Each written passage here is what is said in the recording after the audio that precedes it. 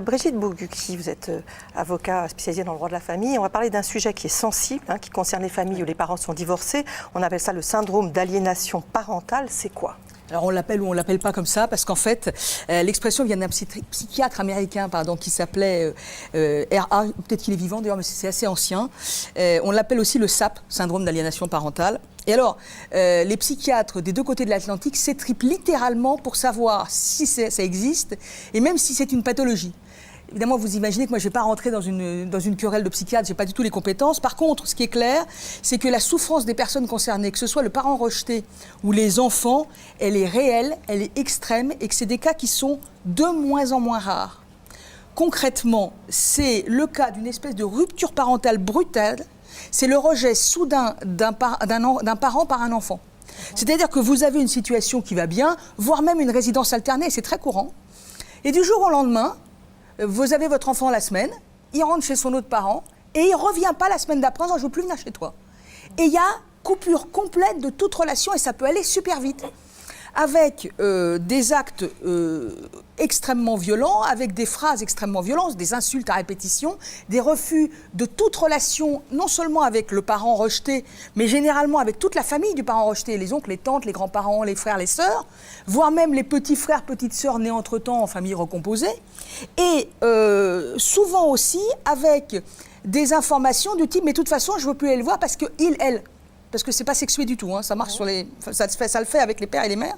J'ai été violentée physiquement, moralement, sexuellement par ce parent, je veux plus y aller. La plupart du temps, c'est faux, mais l'enfant ne s'en rend pas compte.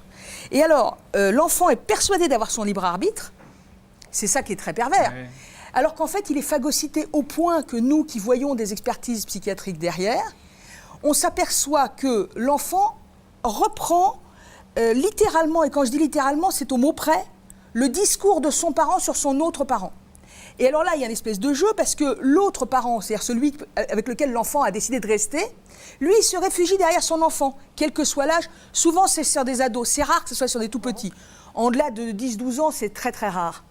Et là, il dit, mon fils, ma fille, il ne veut plus, je ne vais pas le forcer, ou je ne peux pas le forcer, c'est lui qui décide, c'est lui qui doit décider. Et il se réfugie derrière. Mais vous avez l'impression, parce que là, ce que vous décrivez, c'est finalement une manipulation de l'enfant. Et l'enfant, il est conscient de cette manipulation, qu'il est manipulé ? Non. La plupart du temps... Alors d'abord, l'enfant n'est jamais conscient de la manipulation. Bon, d'abord, c'est fait pour, si j'ose dire. Quelque part, quand on essaye d'envoyer au djihad ou à la guerre un enfant, on n'envoie pas quelqu'un. Nous, autour de la table, si on veut nous envoyer à la guerre, il va falloir travailler dur pour nous convaincre. Un gamin de 15-16 ans, ça va être beaucoup moins dur de le convaincre de partir. Donc déjà, oui, il est plus facilement manipulable. Non, il n'en est pas conscient. Et le parent qui le manipule n'est pas nécessairement conscient qu'il manipule son enfant. Ça tient à plein de choses. Ça tient à ce qu'on est dans ce qu'on appelle un espèce de conflit de loyauté majeur. Le conflit de loyauté, pour expliquer un petit peu, c'est quand des parents sont séparés, pas seulement en cas de divorce, quand des parents sont séparés, chaque fois qu'on dit à un enfant... Mais quand je dis on dit, ce n'est pas nécessairement des paroles directes. Ça peut être la conversation autour de la table qui parle en général. Ça peut être les actes ou le sous-entendu que l'enfant entend ou comprend. Et l'enfant se retrouve dans un choix que lui comprend comme un choix à faire et que chaque acte qu'il pose, ce n'est pas un acte qu'il pose pour un parent mais contre l'autre.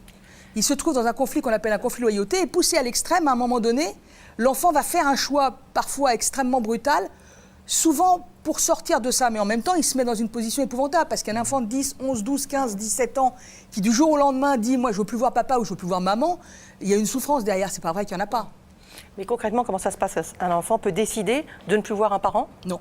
Non, concrètement, non. Et toute la problématique, c'est que les parents se jouent un rôle. C'est-à-dire que l'enfant, le parent chez lequel l'enfant a décidé de rester, joue le « voyez, mon ex est une catastrophe, il est dangereux, mon enfant a pris la bonne décision, faut pas l'obliger à le revoir, faut être respectueux ».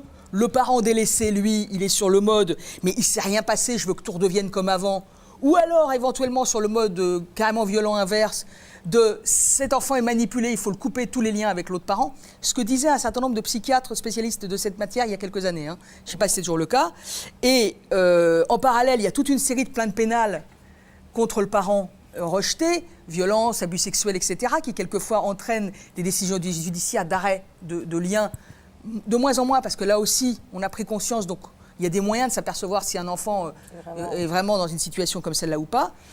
Or, juridiquement, ces couples-là sont toujours des couples séparés. Ça n'existe pas autrement. Et dans, j'allais dire, 99% des cas, c'est des couples où il y a déjà eu une décision juridique, un jugement qui fixe que le parent doit avoir l'enfant à telle date, etc.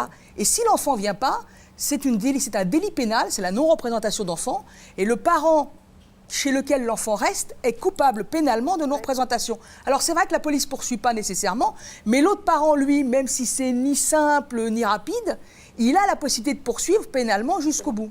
Et alors ces recours juridiques, on les fait devant quel tribunal? On s'adresse à qui? Alors, là, pour le coup, ce n'est pas les tribunaux qui manquent. Le moins qu'on puisse dire, c'est qu'il y en a toute une série et que malheureusement, dans ces dossiers-là, ils sont en général tous saisis. Donc 4-5 facile.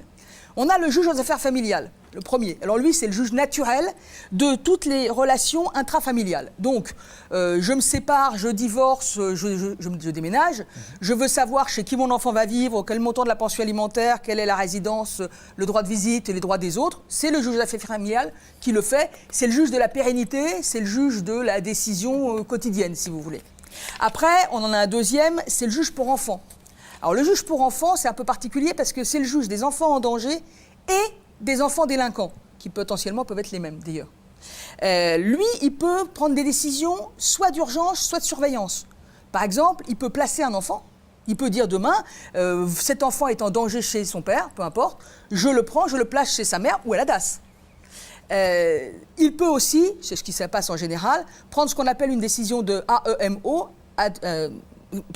assistance éducative en milieu ouvert, où les parents vont être suivis par un éducateur spécialisé pendant toute une durée fixée par le juge, généralement 6 mois, 1 an, et on revient tous les 6 mois, 1 an. Et très souvent dans ces dossiers, il y a ça, parce que le besoin de l'enfant là, c'est d'avoir un lieu de parole, de pouvoir s'exprimer en dehors de ce conflit de loyauté, même si les parents sont de bonne volonté, et ça peut être une solution. Vous avez en plus le juge pénal qui va être saisi pour toutes les plaintes potentielles qui ont été faites, sans compter les procédures civiles parallèles de « je ne suis pas d'accord sur la résidence de l'enfant, sur ceci, sur cela ». Le problème, c'est que toutes ces procédures, d'abord, on parlait tout à l'heure des urgences médicales, la justice est à peu près dans la même situation que les médecins. Donc quand vous saisissez un juge aujourd'hui, vous avez du bol si vous avez une audience à 6 mois. Et quand vous saisissez un juge d'urgence, on vous répond avec un grand sourire que la première urgence qu'on a, elle est dans 1 mois. Donc, et encore. La deuxième chose, c'est que plus le temps passe, plus la situation se cristallise, plus ça se calcifie quelque part, et plus la reprise de lien entre le parent et l'enfant devient extrêmement difficile, avec de la part du parent un ressentiment à l'encontre de ce qu'on lui fait subir, et qui n'arrange évidemment pas les choses. Donc on comprend bien que l'important, c'est l'enfant. Il faut qu'il voit un psychologue, il faut qu'il soit aidé, il faut qu'il soit protégé. Alors il faut considérer que ce rejet, c'est pas... L'idéal, ça serait de bien prendre en compte, le rejet n'est pas l'aval de l'enfant sur la situation, mais bien un mal-être de l'enfant. Et il faut impérativement que les enfants trouvent un lieu de parole. Donc dès que ça arrive, dès qu'il y a une situation comme celle-là qui arrive, il faut, mais très très vite, et plus c'est vite, mieux c'est, aller voir un psychologue avec l'enfant en informant l'autre parent. Faire parler l'enfant sur qu'est-ce qui se passe, pourquoi, qu'est-ce que tu veux me dire.